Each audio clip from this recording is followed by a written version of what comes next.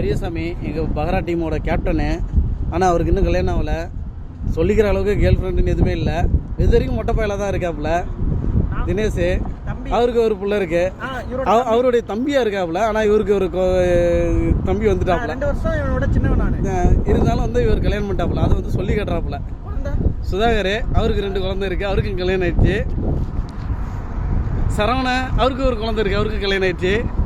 அப்துலுக்கு கல்யாணம் ஆயிடுச்சு, ஒரு குழந்தை இருக்கு. இவன் எங்கள் டீமோட அசிஸ்டன்ட் கேப்டனு. இவருக்கு வந்து அஃபிஷியலாக ஒரு குழந்தை இருக்கு. அன்அஃபிஷியலாக எத்தனை காதலின்னு கவர்மெண்டாலே கணக்கு எடுக்க முடியல, அதனால எங்களுக்கு தெரியல. இஜாஸ் பாய் அவருக்கும் வந்து கல்யாணம் ஆயிடுச்சு, குழந்தை இருக்கு. நௌஷத்துக்கும் கல்யாணம் ஆயிடுச்சு, குழந்தை இருக்கு.